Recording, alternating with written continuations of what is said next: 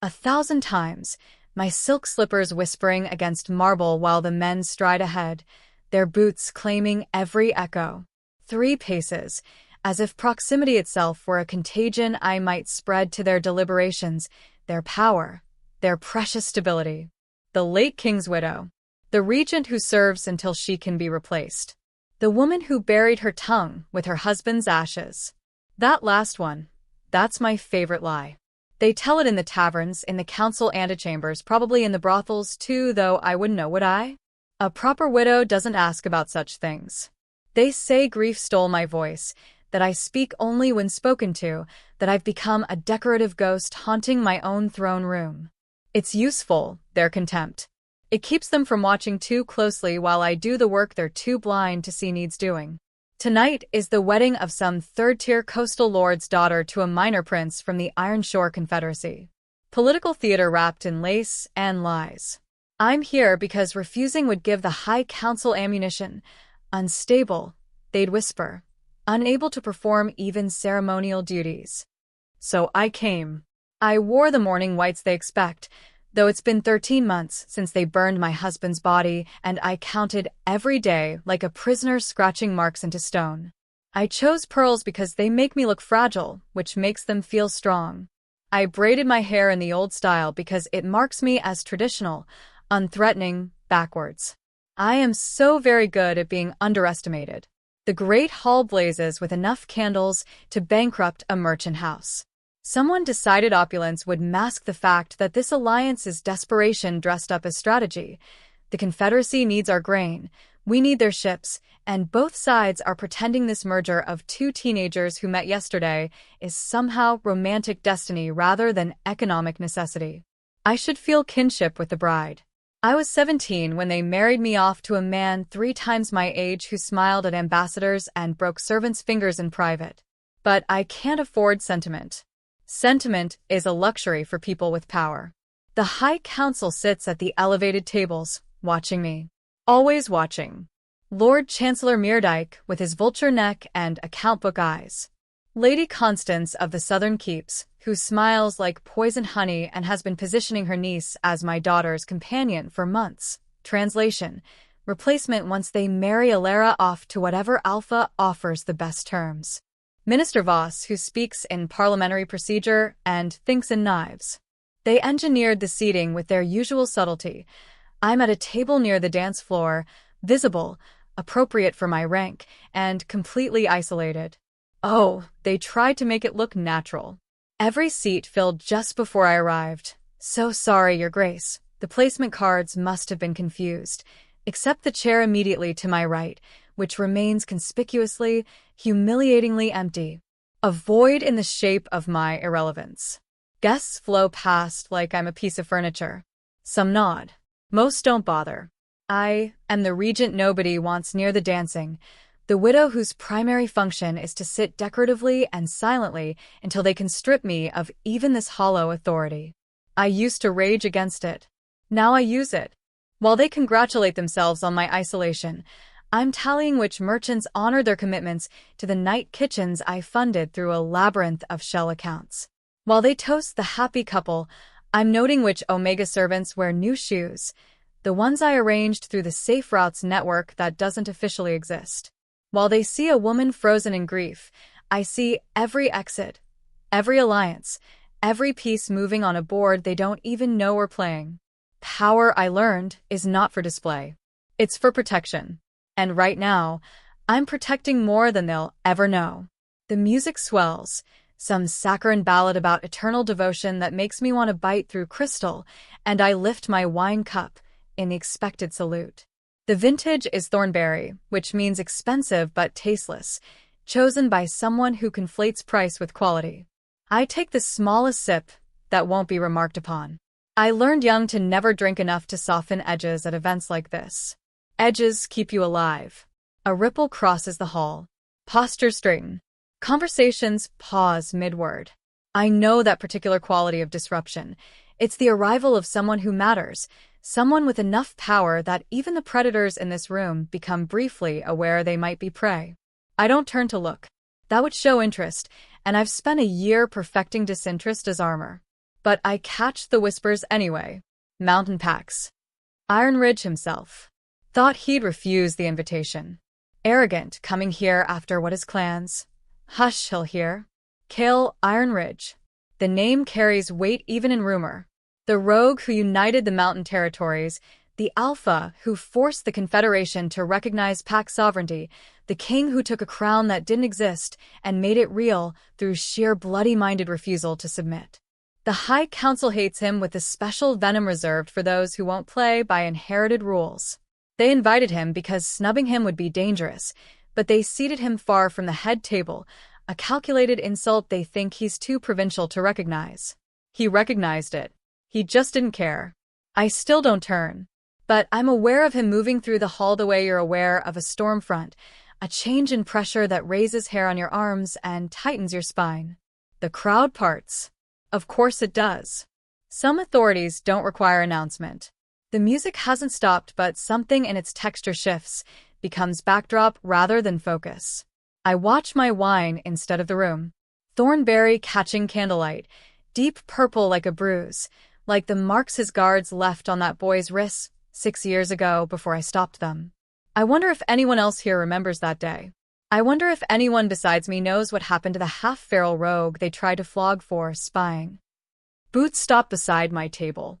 Expensive leather, mountain-made, silent on marble, but choosing to make sound. A statement of presence rather than stealth. Your Grace. The voice is granite and winter wind, shaped into courtesy by will rather than breeding. You look like someone in need of an excuse to move. I look up. I can't help it. The directness of the approach bypasses every calculated defense. He's not what I expected. I don't know what I expected. The rumors painted him in broad strokes, savage, brilliant, dangerous, uncompromising. They didn't mention the exhaustion carried with absolute stillness in a frame built for violence. They didn't describe eyes the color of storm clouds that have already decided to break, or the scar crossing his left temple like a signature of something survived. He wears formal dress the way a wolf wears a collar, an accommodation to current circumstances, not a surrender to their rules. His hand extends. Palm up. An offer, not a demand. I don't dance, I say, which is true, and also a test. Let's see if he's another fool who thinks proximity to the regent's widow buys prestige. Neither do I. His mouth quirks, not quite a smile. But we could walk. Act like you're with me. 3 minutes, Your Grace.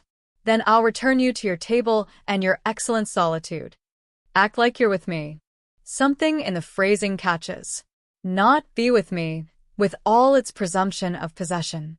Not accompany me, with its formal distance. Act like a performance, a mutual pretense for an audience we both recognize as hostile. Honesty wearing the mask of deception. Behind him, I catch movement at the High Council's table. Lord Meerdijk leaning toward Lady Constance. Minister Voss reaching for his wine cup with the careful casualness of someone pretending not to watch. They're curious, wary, calculating what it means that Kael Ironridge crossed the hall to the woman they've been systematically isolating. Good. I set down my cup and place my hand in his. His palm is rough with old scars, warm, steady as stone, and twice as unyielding. He draws me up with the efficiency of someone who's pulled people from worse situations than awkward political dinners. When I'm standing, he doesn't release my hand, just shifts his grip to something more formal, more visible, making it clear to the room that this is happening. 3 minutes, I say quietly. Then I want answers about why the Mountain King crosses a ballroom to rescue a widow he's never met. Fair trade, Your Grace. He's already moving. Not toward the dance floor, but toward the veranda doors, the path carefully chosen to pass close enough to the High Council that they'll see, far enough that they can't intervene without looking desperate. Though never met might not be precisely accurate. I don't stumble. I learned long ago to walk in any shoes on any surface while maintaining perfect poise. But something in my chest stutters. We're 10 steps from the doors when I smell it. Roses. Too many roses. Too thick, the cloying sweetness of an arrangement that's less decoration and more barrier. And beneath it, thornberry wine. A lot of it. Moving. Kael's grip tightens fractionally. Keep walking. Same pace. Don't look left. I look left anyway. A servant in house livery, carrying a tray stacked with full wine cups, weaving through the crowd with the fixed determination of someone following instructions rather than instinct. His trajectory intersects with ours in approximately 5 seconds. The cups are filled to the brim, deep purple, unstable. My morning whites are impossible to clean and everyone knows it. It's why I wore them. Actually, a calculated reminder that I'm still performing grief, still untouchable by their marriage schemes. If that wine hits my dress, the stain will be permanent. The scandal will be exquisite. The regent, so distraught she fled the celebration, or the regent, so careless she caused a disruption, or any of a dozen narratives that end with diminished authority and accelerated timeline for removing me from power. Kael turns us, smooth as a dance step, placing himself between me and the approaching catastrophe. His shoulders are broad enough to block sightlines. The servant passes behind him.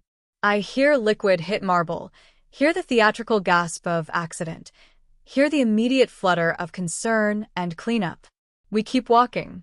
Through the veranda doors, into air that tastes like frost and pine instead of perfume and politics.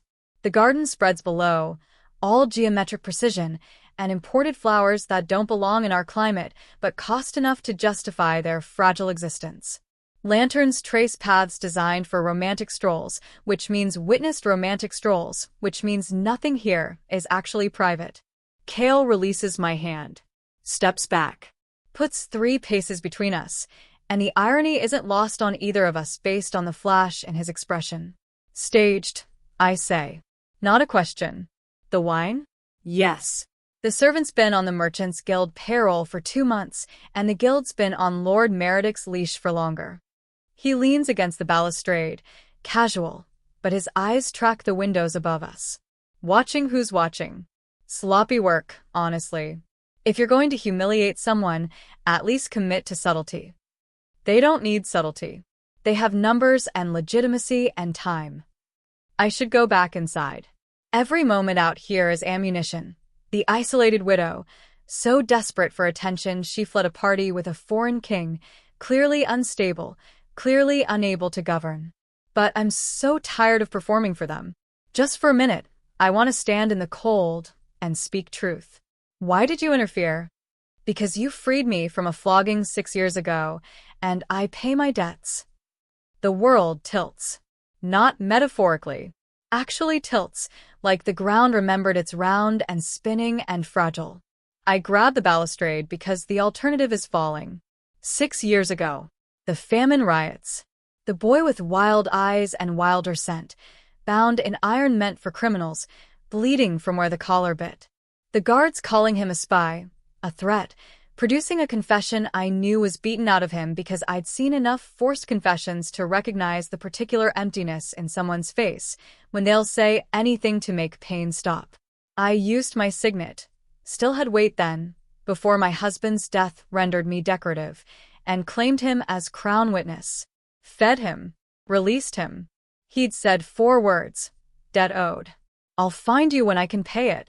I thought he was dead. The odds of a rogue Omega surviving the mountain territories alone. You're not an Omega. The words come out flat. Shocked. No, Your Grace. I'm not. His voice carries something that might be amusement or might be old anger, worn smooth by time. But I let them think it, because Omegas get collared. Alphas get killed. I needed to survive long enough to reach the mountain clans, and survival meant looking like something they'd chain rather than execute. You united the territories, took the trials, became king. I'm reciting facts because my mind is scrambling to rewrite history, to overlay the broken boy with the man standing before me, and they don't match except they do, in the set of his jaw, the particular quality of stillness that comes from learning early that movement draws predators. Yes. In that order. He watches me process, patient as winter. The clans don't care about bloodlines. They care about strength and whether you keep your word. I got strong. I kept my word. And when I had the authority to choose where I went and who I dealt with, I chose to come here first. To pay what I owe before I negotiate what I need. You don't owe me anything. I did what any decent person would do. His laugh is short, sharp. Your Grace, have you met your court? Decency's rarer than dragon glass and twice as valuable. You saved my life. You did it knowing it would cost you political capital you couldn't spare. You did it anyway. He straightens from the balustrade, takes one step closer, still respectful, still distant. So when I heard the High Council was planning tonight's little wine accident, and when I realized they're accelerating the timeline to marry off your daughter and remove you from Regency, I decided my debt came due. I'm not here for the wedding. I'm here because you're in danger, and I pay what I owe. The garden seems very quiet. Inside, the music plays on, strings and lies and laughter. What kind of danger? My voice is steady. I'm proud of that. Everything else is chaos, memory and revelation, and the creeping awareness that I've been playing three-dimensional chess while someone else was playing four, but my voice stays level. The kind that involves contracts with the Shadow Price Guild and a timeline measured in weeks, not months. The kind that ends with your daughter married to a coastal king will sign whatever the council puts in front of him, and you... He pauses, chooses words carefully. Retired. Forcibly, if necessary. They've lined up a convent that specializes in contemplative seclusion for bereaved nobility. Translation: luxurious prison for inconvenient widows. I should be surprised. I'm not. I've felt the noose tightening for months. Every motion in council coming back to Alara's future, her marriage prospects, the stability that would come from a proper alliance. I've been fighting holding actions, delaying tactics, trying to buy time to build something they couldn't simply dismantle. Time I apparently don't have. Why tell me? You've paid your debt. You interfered with their plan tonight. We're even. No, Your Grace. Something in his expression shifts, becomes less formal, more human, carved with an exhaustion that matches my own. We're not even. We won't be even until you're safe. Until your daughter's future is hers to choose, not theirs to auction. Until the networks you built, the night kitchens, the safe routes, all the work you've done that they're too blind to see, until all of that is protected. Then we're even. He knows. About the kitchens, the routes, the quiet revolution I've been funding through shell accounts and anonymous donations. He knows, which means either I've been compromised or... How long have you been watching? Since I became king. Since I had resources to deploy and debts to research. You hide your work well, Your Grace. Took me 8 months to confirm what I suspected. You're protecting the vulnerable while looking powerless yourself. It's brilliant strategy. It's also unsustainable the moment they remove you from the board. The moment, not if. When. I turn back to the garden, gripping the balustrade hard enough that the stone bites. Below, a couple strolls the lantern-lit path, their laughter carrying up like mockery. They look happy. Maybe they are. Maybe somewhere in this world people get to choose their paths without councils and contracts and debts measured in blood. I can't accept your help. The words taste like ash, but they're true. If you ally with me publicly, you give them a target. They'll call it foreign interference. They'll use it to justify removing me faster. And your treaty negotiations with the Confederation will collapse because they'll make supporting me the price of any agreement. You're right. Public alliance would destroy us both. He's quiet for a moment then. What about private alliance? What about teaching you what I know about surviving people who want you decorative and silent? You mean playing dead while planning resurrection? I can't help the bitterness. I mean using their contempt as camouflage. I mean building power they can't see until it's too late to stop. I mean he stops. Starts differently.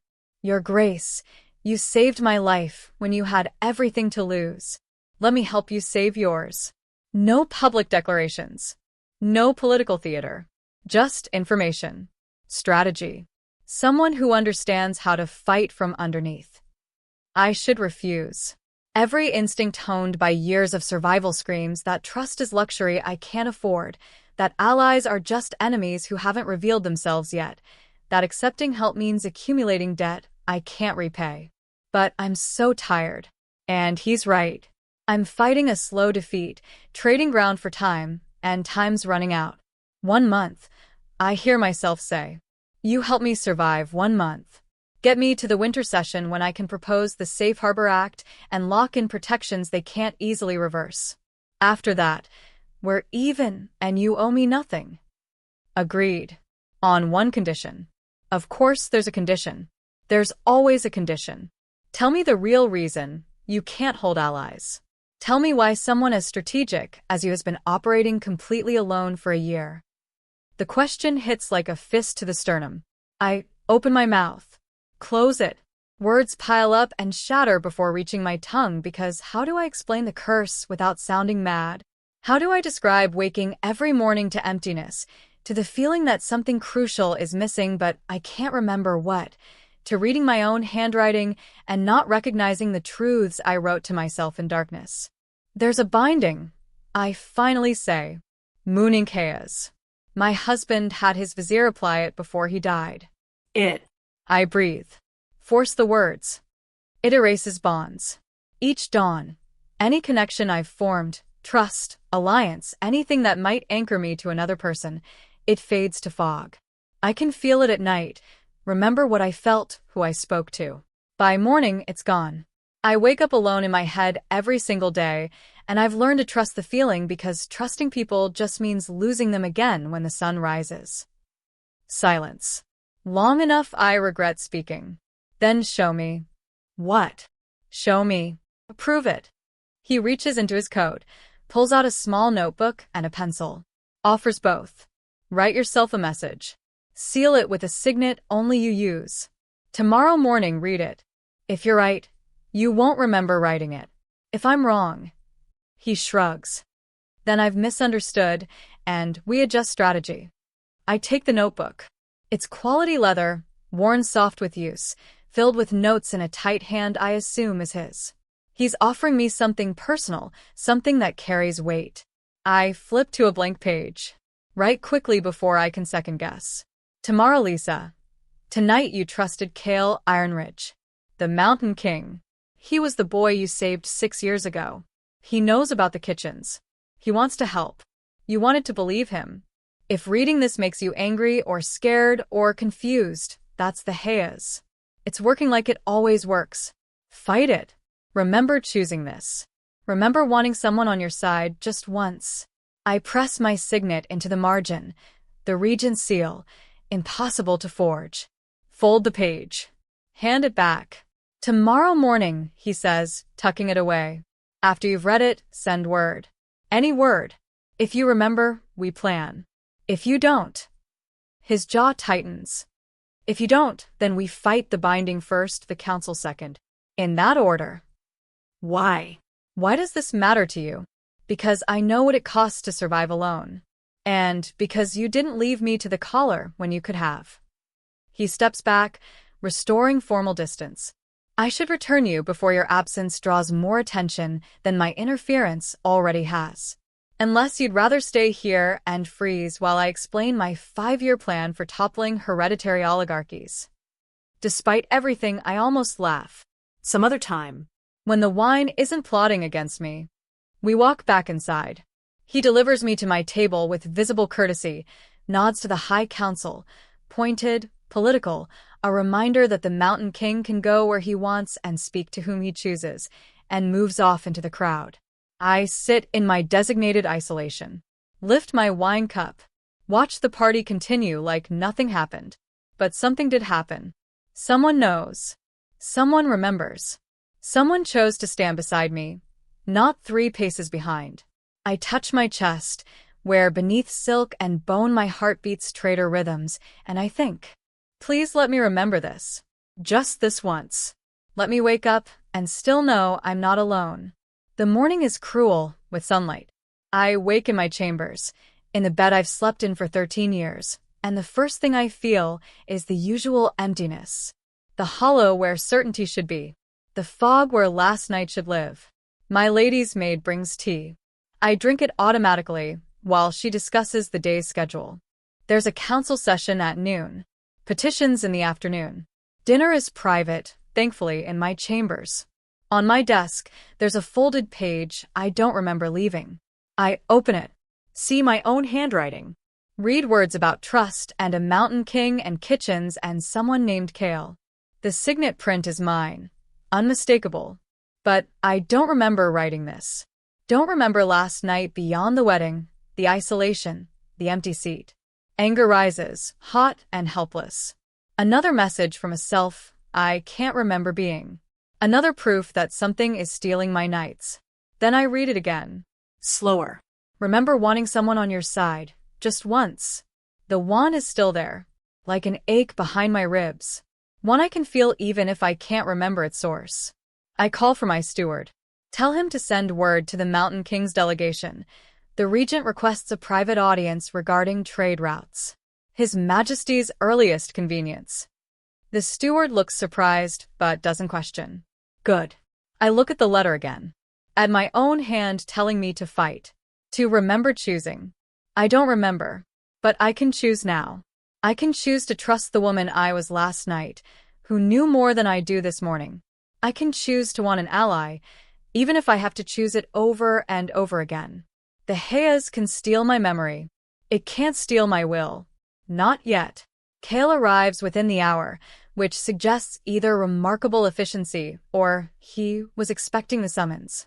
We meet in the small library, the one guests don't use because it's full of agricultural records and tax codes rather than poetry. The windows overlook the practice yard, which means guards below, which means witnesses to our meeting if not our words. He's dressed simply today. Still formal enough for court, but practical, like someone who might actually need to move quickly. There's a notebook in his hand. My notebook. The one I wrote in. You read it, he says. Not a question. I read it. I don't remember writing it.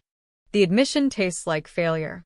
But I remember enough to know I need help, even if I can't remember why I trust you. He sets the notebook on the table between us. Sits across from me, careful to keep distance, to make it clear this is negotiation, not seduction. Then let's establish why you should trust me, fresh. Every morning, if necessary. I'm Kael Ironridge. 6 years ago, you saved me from a flogging. You used your signet to claim me as crown witness when guards said I was a spy. You had me fed and released. I said I'd repay the debt. I meant it. The story feels true the way dreams feel true, not quite real, but not quite false either. Why would I save a rogue? Because he was half dead, and you're someone who believes power is for protection, not display. He leans back, watching my face. Because you'd rather risk political capital than watch someone beaten for crimes they didn't commit. Because you're decent in a court that weaponizes decency as weakness. That's conjecture. You don't know me. I know you fund night kitchens through shell accounts. I know you've built safe routes for Omega's escaping bond contracts. I know you've spent a year governing as regent while the High Council systematically isolates you, waiting for the moment they can marry off your daughter and lock you in a convent. His voice is flat, factual. I know because I've spent 2 years watching, verifying, making sure that when I came to pay my debt, I understood what you actually need rather than what you think you can ask for. 2 years. He's been watching me for 2 years. I should feel violated. Exposed. Instead, I feel something closer to relief. Someone saw. Someone noticed the work I've done, the networks I've built, the people I've protected. The binding. I touch the letter. You said if I can't remember, we fight it first. How? Carefully. Mooning Hayas is old magic, bizarre work, tied to celestial cycles. It resets at dawn, which means it's anchored to sunrise. First step is mapping the parameters, what it steals, what it leaves, whether it's keyed to specific types of bonds or all bonds. He pulls out another notebook, this one filled with diagrams and notes. I've dealt with binding magic before. Different type, different effect, but the principle's similar. Find the pattern, find the weakness, exploit it. And if there's no weakness, there's always a weakness. Magic is rules. Rules can be bent or broken if you understand them well enough. He slides the notebook toward me. But that's long-term work. Short-term, we need to keep you alive and in power long enough to make the binding irrelevant. How? by giving them what they think they want while protecting what you actually need. He flips pages, shows me a timeline marked with dates and names. The council wants stability through marriage. Your daughter married to a coastal king, you retired to contemplative life, them holding actual power without the inconvenience of regency oversight. We give them the appearance of movement toward that goal while making it impossible to execute. I study the timeline. It's detailed, frighteningly so. He's mapped council members, their alliances, their vulnerabilities, their probable responses to various stimuli. This is intelligence work. This is survival work. Same skills, different stakes. He points to a note marked in red. Winter session is 9 weeks out. You mentioned the Safe Harbor Act last night. What is it? Legislation protecting vulnerable persons from forced bond contracts. It would make the safe routes legal, the night kitchens funded through official channels rather than my private accounts. It would. I pause. It would make my work visible and protected. Harder to dismantle even if they remove me. Good. That's your endgame. Everything we do aims toward getting you to winter session with enough support to pass that act. He taps another note. The council's accelerating timeline for your daughter's marriage. They're planning an announcement at the autumn gala, 5 weeks from now. We need to disrupt that without making it look like disruption. How? His smile is sharp as winter. By making them an offer they'll take seriously. A trade agreement with the mountain packs. Grain, timber, safe passage through territories they currently pay smugglers to navigate. It gives them economic leverage without marriage. It makes you valuable as regent with established relationships rather than as widow to be replaced. They'll say I'm overstepping. That trade agreements require council approval. You're not making an agreement. You're facilitating a proposal. I approach the council with interest in trade. Mention that preliminary discussions with the regent suggest mutual benefit. Ask for formal negotiations. He leans forward. They can't refuse without looking like idiots. They can't proceed without you because you're the one with established relationship with me. It buys you time and leverage. It's elegant, manipulative as all hell, but elegant. And what do you get from this arrangement besides paying a 6-year-old debt? I get trade routes I actually need. I get the council comfortable with my presence at court.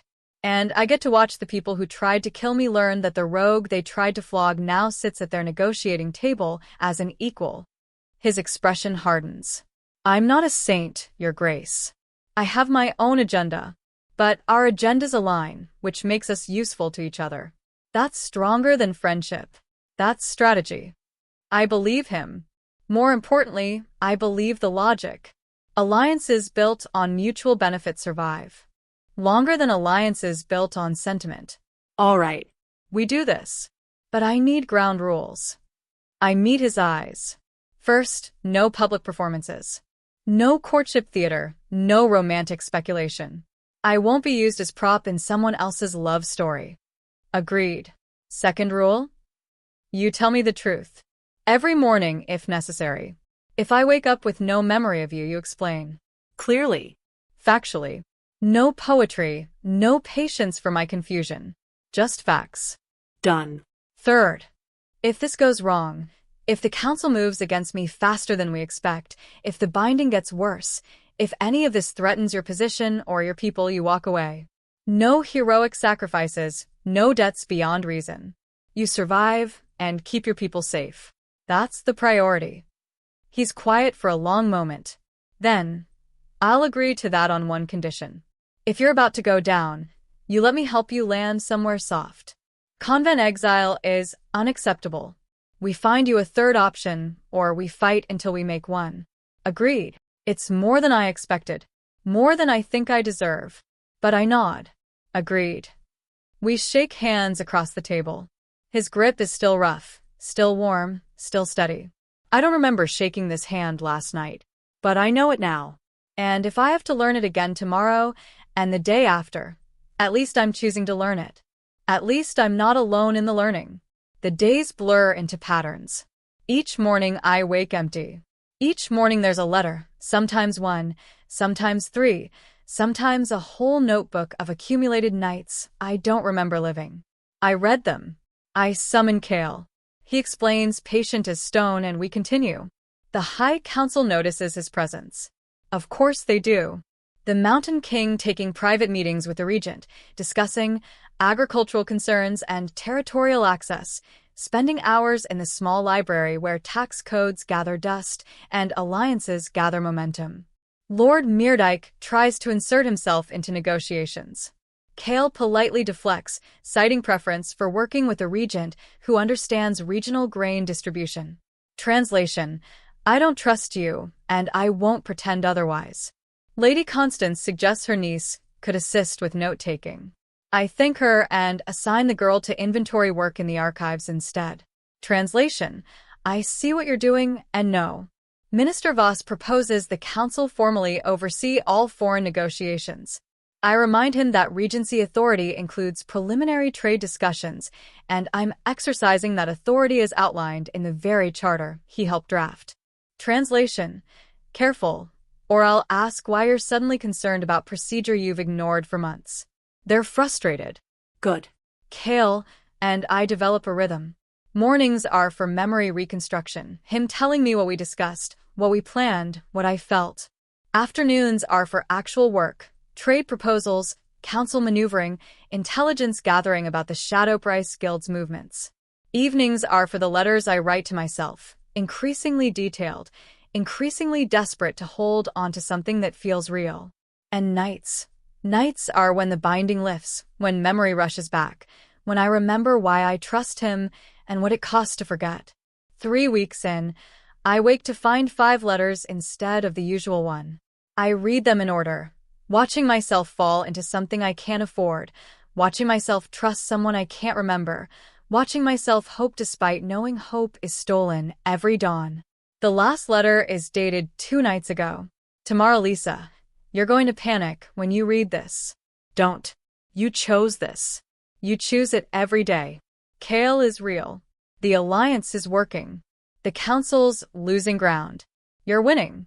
It feels impossible because you can't remember the victories, but they're real. You're building something that will outlast this binding. Trust yourself. Trust him. You've earned both. I sit with the letter for a long time. Then I dress, send for Kael, and wait. He arrives with our usual morning routine in his posture, ready to explain, to anchor, to rebuild what the binding stole. But I speak first. How many times have we done this? Morning explanations, memory reconstruction, all of it. 17 mornings in a row. 18 if you count this one. And I never remember. No, Your Grace. You don't. The grief is fresh every time. I can see it in his expression, the exhaustion of being forgotten, of rebuilding trust from nothing, of watching someone struggle with a curse he can't break. Why do you keep coming back? He doesn't answer immediately. When he does, his voice carries the weight of truth too heavy for lies. Because I've been forgotten too. Different circumstances, different mechanism, but I know what it costs to be erased. And because you keep choosing to trust me anyway. Every morning, you read the letters, you listen to my explanation, and you choose. That kind of will deserves respect. Deserves protection. I want to remember this. God and stars and every power that might be listening, I want to remember this man looking at me like my struggle matters, like my choice, even made in ignorance, is worth honoring. Tell me about the binding. What have we learned? He pulls out the working notebook. It resets at dawn, no variance. It targets emotional bonds specifically, trust, affection, loyalty. It leaves factual memory mostly intact, which is why you remember events but not feelings. It's key to you specifically through blood mark, probably applied during a ceremony you thought was grief counseling or ritual mourning. Can it be broken? Yes. But the cost is high. Breaking moon ink requires either the caster's death, which is problematic because the vizier died 3 months after your husband, or the bound person speaking their true mate's name while choosing them in full daylight with absolute certainty. The binding burns off, but if you're wrong about the person, or if you're coerced, or if you doubt, he stops. The backlash kills you. It's designed to prevent anyone from freeing you except through genuine, conscious, daylight choice. So, I need to trust someone perfectly while unable to remember why I trust them. Yes. That's elegantly vicious. Your husband was a lot of things. Stupid wasn't one of them. I almost laugh. It's bitter as winter, but it's almost a laugh. What do the letters say? About you? About what I feel at night when I remember. I don't read them, Your Grace. They're yours. Private. You could. I wouldn't remember to be angry. I could. But you'd still be entitled to privacy, memory or not. He closes the notebook. Whatever you feel, whatever you write, that's yours. I'm here to help you survive and govern, not to extract confessions you can't defend. It's that, more than anything else, that breaks something in my chest. He could manipulate this.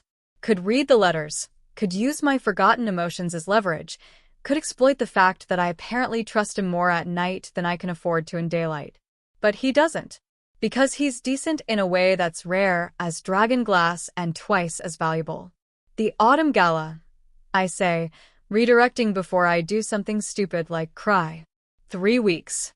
Where are we on disrupting the marriage announcement? Trade proposal goes to council tomorrow. I've included enough genuinely useful terms that refusing would cost them economically. They'll accept preliminary negotiations, which puts you in the room for at least another month.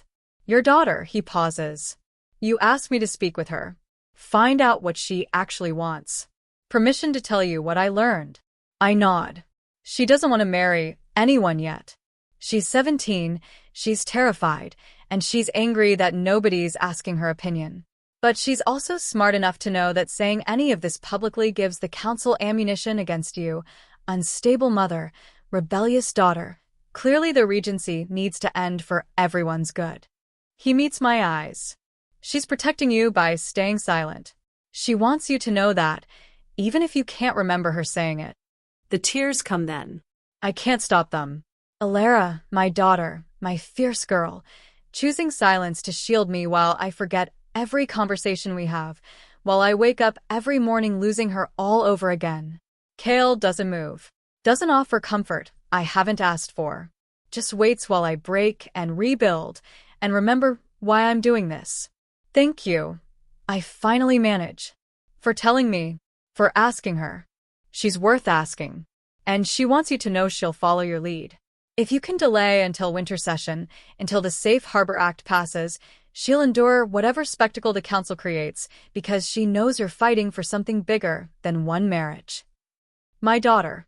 My strategic, brave, patient daughter, who I can barely remember raising. Tell her I love her. Every morning if you have to. Make sure she knows. I will. I have been. Of course he has. Of course he's been doing this work while I forget, maintaining connections I can't hold, keeping promises I can't remember making. Kael. His name feels important in my mouth. What happens when this is over? When the binding breaks, when the act passes, when we've done what we came to do? I go home. You govern. We maintain trade relations and probably argue about tariffs. He says it lightly, but there's something underneath. What happens depends on what you want, Your Grace. Not what the binding stole, not what you wrote in letters you can't remember. What you choose, in daylight, with full memory. That's what determines the ending. And if I can't break the binding, if I never remember, then you keep choosing every morning and I keep coming back to explain. We adapt. We survive. We win anyway. He stands, preparing to leave. Same time tomorrow. Same time tomorrow. He pauses at the door. Your Grace? The person you are at night in the letters, she's not different from who you are now. She's just less careful, less defended. But it's the same will, the same heart, the same spine made of iron and spite. Don't doubt her choices just because you can't remember making them. Then he's gone, and I'm alone with 5 letters that tell me I'm falling for a man I can't remember, fighting a curse I can't break, building a future I might never see clearly. But I'm fighting. Every morning, I wake up and choose to fight. The binding can steal my memory. It can't steal that. The autumn gala arrives with the usual pageantry and the unusual tension. The council scheduled it months ago, celebration of harvest, demonstration of prosperity, perfect backdrop for announcing Princess Alara's engagement to the coastal king's son. Except the engagement isn't happening because the trade negotiations with the mountain packs are still ongoing, and refusing to finalize those negotiations would make the council look economically incompetent. I've won a delay. Not a victory, but a delay. It's enough. I dress in blue tonight instead of mourning white. First time in 14 months I've worn color to a public event. Let them speculate about what it means. Let them wonder if the widow is finally moving forward, finally ready to step aside, finally becoming convenient. Alara looks beautiful and terrified in gold silk. I squeeze her hand before we enter the hall. She squeezes back. We don't speak. Anything we say could be overheard, reported, weaponized, but the pressure of her fingers says enough. I'm here. I'm with you. We're going to survive this. The hall is excessive even by court standards. Harvest themes executed with imported flowers and enough candles to constitute fire hazard. The High Council sits at the head table, smiling their predator smiles. They think they've won. The trade negotiations bought me time, but time runs out, and tonight they'll make their move. I just have to guess what the move is before it lands. Kael arrives late, which is calculated. He's learned court games with frightening speed. Knows exactly how long to delay, how much disruption to cause, how to draw attention without demanding it. He wears formal dress with mountain styling, and every alpha in the room tracks his movement because hierarchies recognize hierarchies even when they claim not to. Our eyes meet across the hall. He doesn't approach. We agreed on that this morning. No public association, no ammunition for gossip. He'll stay across the room, I'll manage my section, and we'll trust the work we've done to hold. Except I don't remember most of the work we've done. I woke up this morning to 8 letters spanning 2 weeks. I read them. I listened to Kael's explanation. I chose to trust them both. But standing here, watching the council watch me, I feel the absence like a wound. I don't remember what we planned. I don't remember what signals we arranged. I'm walking into battle with half a memory and faith in a man I meet fresh every morning. The music starts. Traditional harvest dance, partnered formations, absolutely mandatory for the court to participate. Alara is claimed immediately by the coastal prince, the boy who might be her husband. Gods help them both. I watch her curtsy, take his hand, move into the pattern. Someone clears their throat beside me. Lord Meerdijk, offering a hand with a smile that doesn't reach his eyes. Your Grace. It would be remiss of me not to ask. I can't refuse without insult. I place my hand in his and let him lead me into the formation, and my skin crawls because this is deliberate, this is planned, this is the move I've been waiting for. The trade negotiations, he says as we turn through the pattern. Progressing well, I trust. Slowly. His Majesty is thorough. Indeed. Quite the unexpected alliance, the Regent and the Mountain King. His grip tightens just slightly. Some might wonder if there's more than trade being negotiated. There it is. The insinuation, delivered where witnesses can hear, calculated to raise questions about my judgment, my motivations, my fitness to govern. Some people wonder about many things, Lord Chancellor. Imagination is abundant in those with too little real work to occupy their time. His smile sharpens. Of course. Though I wonder what your late husband would think of such close counsel with a foreign power. He was always so protective of you. The mention of my husband is intentional. Reminder of the binding, of my place, of the fact that I'm still his widow, even 14 months dead. I smile back, all teeth. My late husband is dead, Lord Chancellor. I'm sure his thoughts on current negotiations are as relevant as his thoughts on this year's grain yield. The music swells. We separate, turn, come back together. When his hand finds mine again, there's something in his palm. Small. Metallic. Cold. A gift, he murmurs. From concerned friends. We'd hate for you to forget important details in the morning. My blood goes to ice. The formation moves us apart before I can respond. I'm handed to the next partner, then the next, moving through the mechanical pattern while my mind races. He knows. About the binding, about the memory loss, about the letters I write and don't remember. He knows, which means they've been watching closer than I thought, which means the dance ends. I curtsy automatically, excuse myself, make it 3 steps toward the veranda before a hand catches my elbow. Kael. Moving fast, pulling me sideways into the corridor outside the hall, away from witnesses and music and the council's watching eyes. What happened? I open my palm. Show him the small metal device nestled there, a memory anchor, spelled silver, inscribed with runes I don't recognize. His expression goes hard as winter. He gave you this? Meerdijk. Said it's from concerned friends. Said they'd hate for me to forget important details. The implications are crashing down. They know about the binding. They know I can't remember. They know everything. Not everything. He takes the anchor, examines it with the focus of someone who's seen similar magic. This isn't just a memory tool. It's a control device. Spelled to create false memories, plant suggestions, make you doubt what you do remember. He closes his fist around it. They were going to use it to rewrite your nights.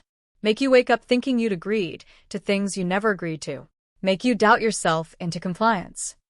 The violation of it steals my breath. They were going to reach into my mind, into my most private thoughts, and reshape them. Make me believe lies in my own handwriting. Destroy the one thing I trust, my will, my choice, myself. How do we fight this? Carefully. If you don't use the anchor, they'll know you're aware of their plan. If you do use it, you're compromised. He thinks fast, the way I imagine he thinks on battlefields. We need to turn this. Make them think it's working while using it to feed them false information. Can you write letters that sound like you but aren't true? Can you perform doubt convincingly enough they believe you're breaking? I've been performing for 14 months. I can perform doubt. My voice steadies. But Kael, if I use that thing, if I let them plant false memories, how do I know what's real? How do I trust myself? You don't trust yourself. You trust me. He meets my eyes. Every morning, before you touch the anchor, you meet me. I'll tell you what's real. You write 2 sets of letters, one true, sealed with your signet, hidden where they won't find it. One false, obviously placed, using the anchor's influence. You live in the space between their lies and our truth, and you let them think they're winning while we prepare the real strike. It's dangerous. It's insane. It requires trusting him with my entire reality while I can't remember why I trust him. But what choice do I have? How long? I ask. How long do I have to live split like this? 3 weeks. Until winter session. Until the Safe Harbor Act vote. He grips my shoulders, gentle but firm. 3 weeks of performing doubt and feeding them lies while protecting the truth. Can you do that? I think of Alara dancing with the boy she doesn't want to marry. I think of the night kitchens and safe routes and all the people depending on networks I built. I think of the woman I am in letters I can't remember writing, choosing over and over to trust this man. I can do that. Good. He releases me, steps back. Starting tomorrow morning, new protocol. You find me first thing before reading any letters. I anchor you to truth. Then you play the council's game. 3 weeks. We can survive 3 weeks. The music swells from the hall. Someone will notice our absence soon. We need to return, separate, pretend this conversation never happened. Kael. His name still feels important. If this goes wrong. It won't. If it does. If they break me, if the binding wins, if I can't hold the split, you get Alara out. You protect the networks. You make sure the work survives even if I don't. I'll protect all of it, including you. He says it like a vow. 3 weeks, Your Grace. Trust me for 3 weeks. Then you can doubt everything, including this conversation. But for 3 weeks, trust me. I nod. Smooth my dress. Return to the hall and the watching council and the performance of a widow learning her place. Behind me, Kael pockets the memory anchor and follows. The trap is set. They think I'm the prey. They're going to learn different. The next morning I wake to nothing. No letters. No memory. Just empty confusion and rising panic because there should be something. I know there should be something, but the space where certainty should be is just void. I reach for the bell to summon my maid and find a note pinned to my pillow in handwriting I recognize as mine. Find Kael before anything else. Before you read. Before you panic. Find him first. Trust this even if you trust nothing else. So I dress hastily, dismiss my confused maid, and go. He's waiting in the small library like he knew I'd come. Maybe he did know. Maybe this is routine we've performed before, and I just can't remember. Your Grace. He stands, closes the door, activates a privacy ward I didn't know existed. How much do you remember? Nothing. There's nothing. Where are the letters? Why can't I? The panic is rising, acid in my throat. The letters are safe. The reason you can't remember is because last night you started using a spelled anchor the council gave you. It's compromised. Everything it touches becomes suspect. He speaks clearly, factually, exactly like I apparently told him to. So, we're doing this different. Every morning, I tell you what's real first. Then you can engage with the rest. All right? It should feel wrong, trusting a stranger with my reality. But the note was in my handwriting, and the alternative is drowning in uncertainty, so I nod. He tells me everything. The binding, the debt, the alliance, the council's plan, the memory anchor, and the double game we're playing. He tells me about Alara's courage and the night kitchens and the Safe Harbor Act. He tells me about the letters I write in 2 versions, truth and performance, and how I chose the strategy. It takes 20 minutes.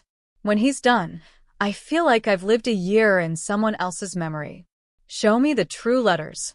I need to see them. He produces a locked box. Inside, pages and pages in my hand, sealed with my signet, dated and organized. I read them. I read myself falling in love with a man I can't remember, building trust one can't hold, choosing hope despite knowing it's stolen every dawn. The last true letter is dated yesterday. Tomorrow, Lysa, you're going to wake up empty and scared. That's the anchor's doing. Kael will ground you. Let him. The council thinks they're winning because you're using their device. Let them think it. You're performing doubt while protecting truth. You're stronger than they know. Stronger than the binding. Stronger than fear. 3 more weeks. We're so close. Don't quit on me now. I sit with it. With the evidence of my own will outlasting my own memory. What do I do today? My voice is steady. I'm proud of that. Today you attend council session and act slightly confused. Defer to their judgment on minor issues. Let them see the anchor working. Tonight, you write both letters, one truthful, sealed and hidden. One false, using the anchor's influence, suggesting you're doubting the trade negotiations and considering accepting their marriage timeline. He watches my face. Can you do that? I can do that. I look at the letters again. At proof that I've been doing harder things while forgetting I did them. 3 weeks until winter session? 3 weeks. Then we end this, the binding, the council's control, all of it. How? By you speaking my name in daylight while choosing me with full certainty, which breaks the binding. By the Safe Harbor Act passing with enough support the council can't reverse it. By your daughter remaining unmarried and your networks protected. He leans forward. By winning. Completely. Publicly. Permanently. It sounds impossible, but the letters suggest I've been believing impossible things for weeks now. All right, let's do this. We do. Every morning becomes the same. Wake empty, find Kael, learn truth, perform doubt. The council grows bolder, thinking I'm breaking. They start making suggestions. Perhaps the regency should end early. Perhaps Alara should finalize the engagement. Perhaps I should consider that convent after all, just for my health, just until I'm more myself. I agree to consider it. I ask for time. I defer and delay and look increasingly uncertain. At night, I write 2 versions of myself. The false letters show a woman losing confidence, doubting her choices, wondering if the council is right. The true letters show a woman counting down days, tracking votes for the Safe Harbor Act, coordinating with allies I don't remember making.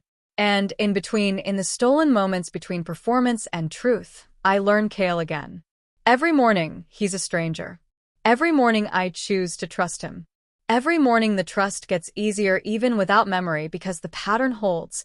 He's constant, he's careful, he protects what I can't remember. 2 weeks pass. Then 2.5. The council is confident now, certain I'm crumbling.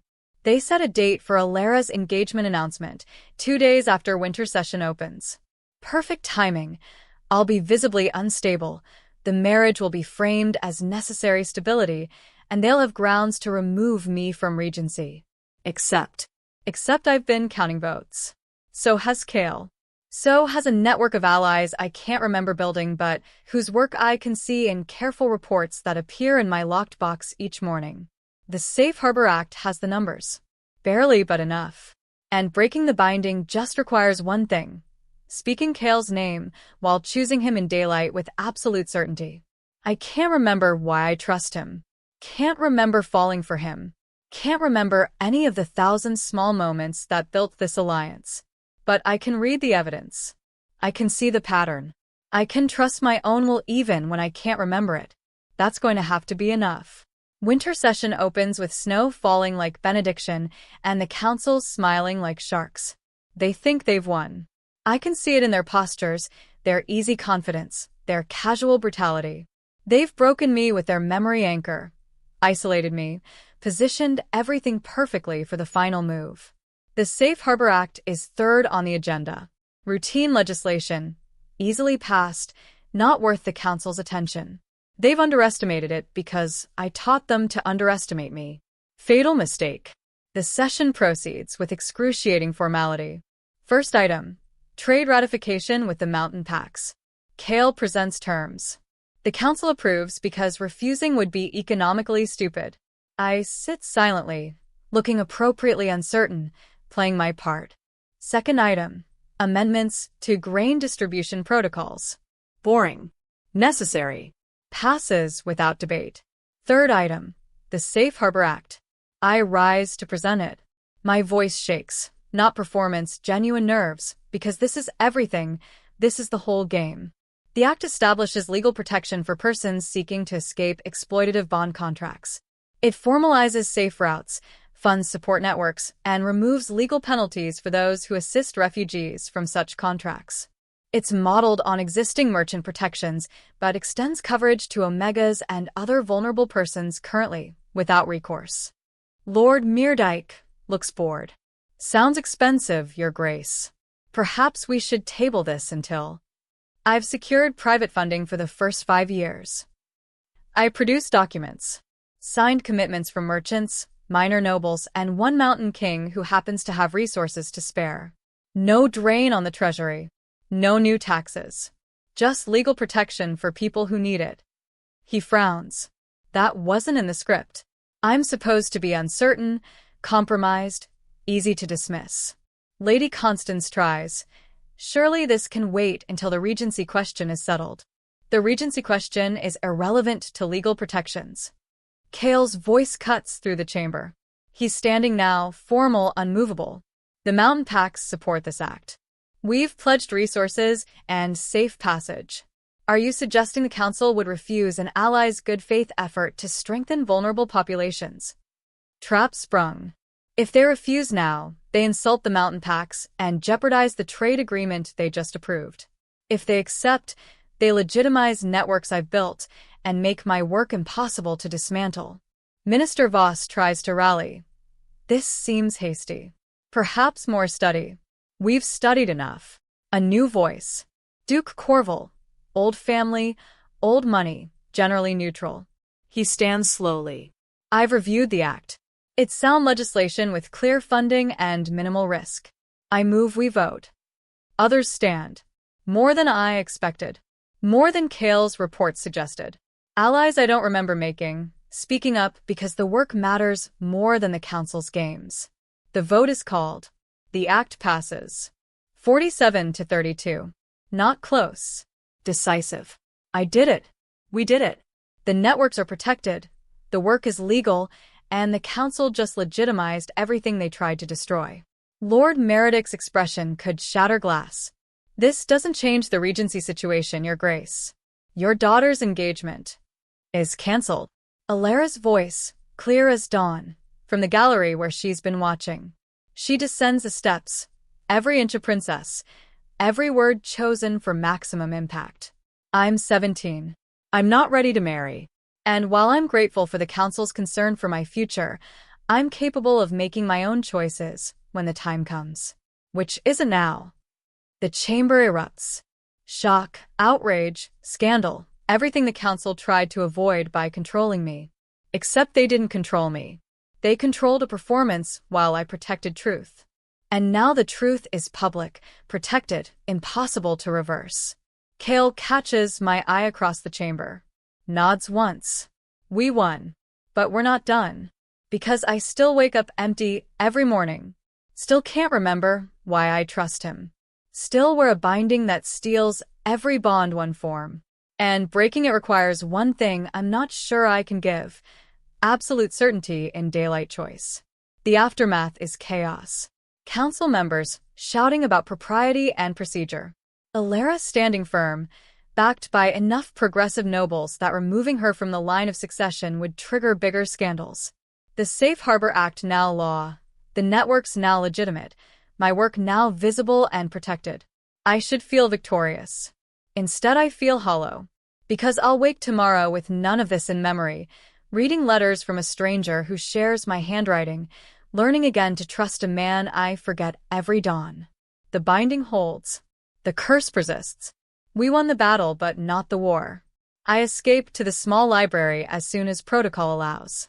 Kael follows, activates the privacy ward, and we stand in shared silence while snow falls outside and our victory rings hollow. You did it, he finally says. The act passed. Your networks are protected. Alara's safe. Everything we planned, I won't remember.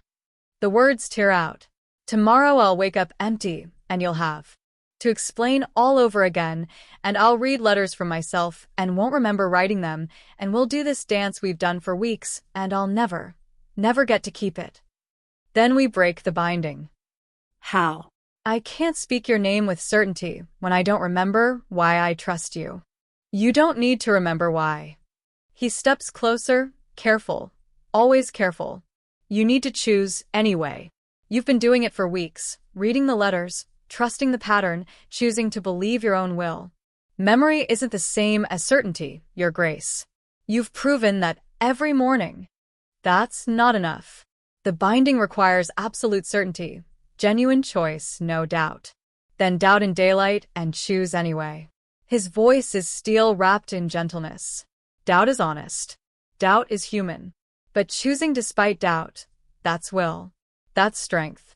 That's the kind of certainty that can't be faked or forced.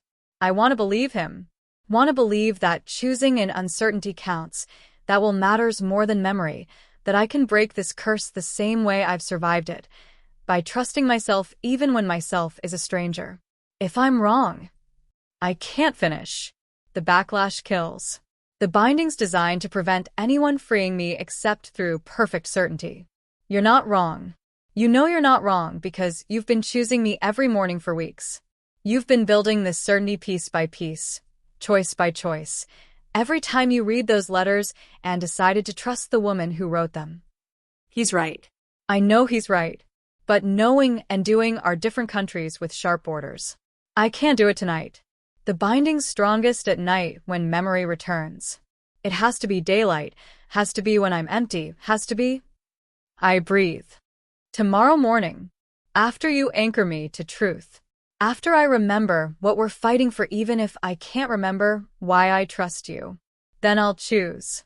Then I'll speak your name. All right. He doesn't argue, Doesn't push, just accepts. Tomorrow morning, I'll be here.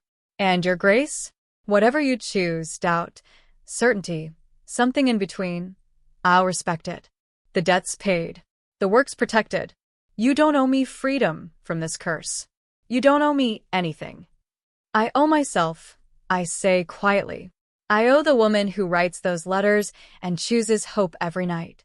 I owe her the chance to remember what she keeps building. Then give her that chance. Tomorrow. Tomorrow. I write the letters that night, both versions, true and false. But the true one is different this time. Tomorrow, Lysa. Today you won. The act passed. The networks are safe. Alara's protected. Everything you fought for is real and protected and permanent. You did that. You and Kael, and allies you built while forgetting you built them. You won. Now finish it. Break the binding. Speak his name. Choose him in daylight and mean it. Not because you remember loving him, you won't, but because you trust yourself. Because every morning for weeks you've chosen to trust the woman who writes these letters. Trust her one more time. Trust yourself. Choose freedom. You've earned it. I seal it. Hide it in the locked box. Let myself, for one night, remember everything. The alliance, the strategy, the slow accumulation of trust that built something strong enough to survive my forgetting it. I let myself remember falling for a man who's patient as winter, who rebuilds truth every morning, who pays debts in protection and honesty and never asking for more than I can give. I let myself remember wanting this. Wanting him. Wanting freedom from the curse that keeps me alone. Then I sleep, knowing I'll wake empty, and tomorrow I'll have to choose without remembering why. But I'll have the letters. The pattern. The evidence of my own will. That's going to have to be enough. I wake to nothing. The usual emptiness. The usual confusion. But there's a note on my pillow in my handwriting. Find Kael first. Before panic. Before doubt. Before anything else. Find him, and trust what comes next. This is the day. Be brave. So I dress quickly, dismiss my maid, and go. He's in the small library. Always the small library, our place, our anchor point. The privacy ward is already active. He looks tired, like he didn't sleep, like he spent the night preparing for this conversation. Your Grace. How much do you remember? Nothing. What's happening? Why does the note say this is the day? He tells me everything. Fast, efficient, exactly what I need. The binding, the council, the Safe Harbor Act, the alliance, all of it. Then he produces the locked box and shows me the letters. I read them. All of them. Weeks of accumulated truth written in my hand, sealed with my signet, telling me I chose this, I built this, I trusted him and trusted myself, and won. The last letter says to break the binding today. I look at Kael. This stranger, who's apparently been rebuilding my reality every morning. This man I apparently love at night and forget at dawn. I don't remember you. I don't remember why I trust you. I don't remember any of this except as evidence that my night self apparently does. The words are honest. Terrifying. True. But I trust the pattern. I trust the woman who wrote these letters because she's me, just me with memory, and she's been choosing you for weeks. So, if she says break the binding, if she says speak your name and mean it, then I breathe. This is insane. This is impossible. This is the only way forward. Tell me your name. Your true name, the one the binding requires. Kael, son of Narek, called Iron Ridge, king of the mountain packs. He says it formally, like an oath. But the binding doesn't just need a name. It needs certainty. It needs you to choose me, in daylight, with no doubt. Can you do that without memory? I don't know. Honesty. Always honesty between us, even when us is a concept I'm learning fresh. I can choose to trust myself. I can choose to believe the pattern. I can choose to want freedom from this curse. Is that enough? I don't know. No one's ever tried breaking moon ink with doubt-laced certainty before. But Your Grace. He steps closer. If you're not sure, we wait. We keep doing what we've been doing. I'll anchor you every morning. You'll read the letters. We'll survive like this as long as necessary. You don't have to risk the backlash. Yes, I do. The certainty surprises me, rising from somewhere deeper than memory. I can't keep living split. Can't keep waking empty. Can't keep being stolen from myself every dawn. I need to try. Even if I fail, I need to try. He nods. Doesn't argue. Just accepts my will. All right. When you're ready. I close my eyes. Think about the letters. About the woman I am at night, who writes with such conviction, such hope, such absolute trust that tomorrow me will honor her choices. I think about Alara safe and the Safe Harbor Act passed and networks protected.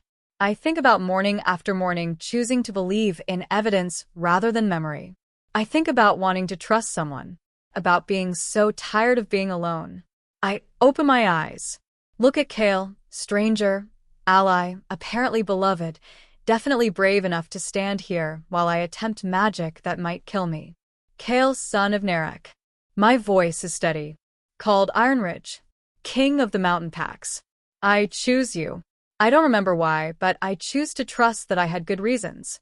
I choose to believe the woman who writes those letters knew what she was doing. I choose freedom from this binding, and I choose you as the person I want standing beside me when I'm free. The words hang in the air. I feel something shift, like reality adjusting, like magic recognizing even when will is complicated by doubt and confusion and absolute stubbornness. I choose you, I say again, stronger. In daylight, with doubt and certainty tangled together. I choose you, and I choose freedom, and I choose to remember. The binding breaks. Not gently. It tears off like burning, like a brand removed from skin, like every dawn stolen rushing back at once. Memory floods, 6 weeks of nights, of conversations, of slowly falling for a man who rebuilt my world every morning, of strategy and alliance and the quiet intimacy of shared purpose. I remember writing the letters. Remember trusting him.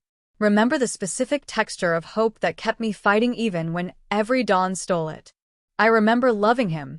The backlash hits, pain like lightning through my spine, like every bond the binding stole trying to reform at once.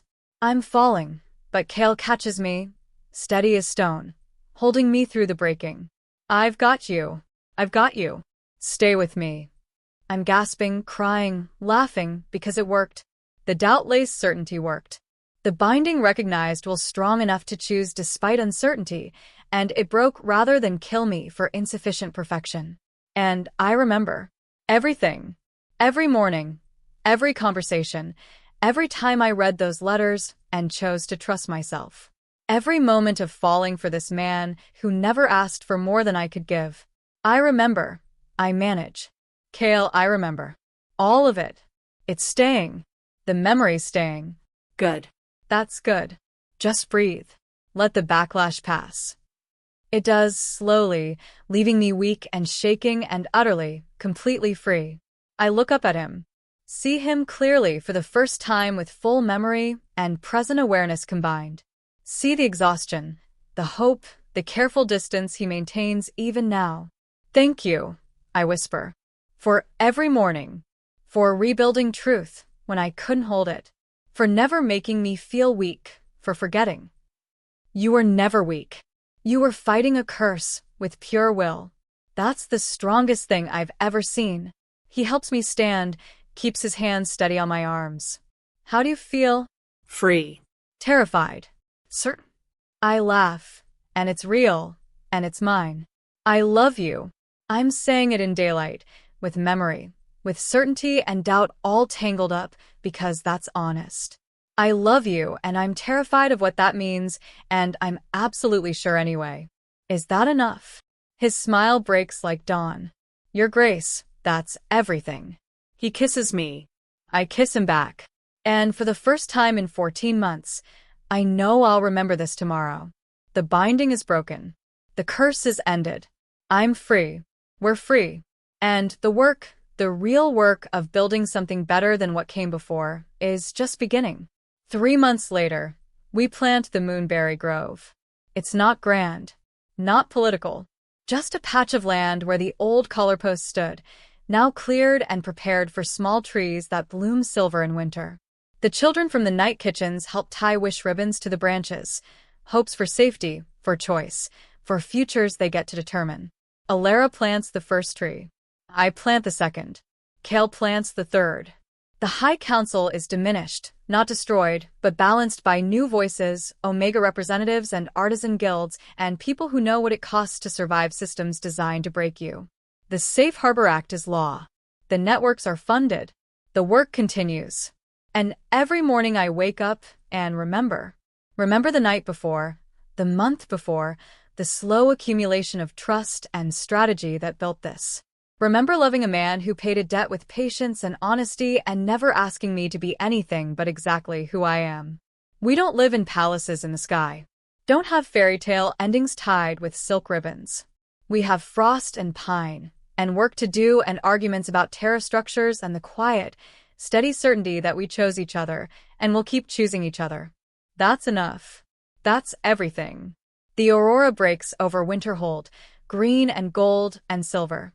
We stand in the grove, me and Kael and Alara and the children and the people we protected, and watch light dance across winter sky. No carpets in the sky. No reprises. Just this.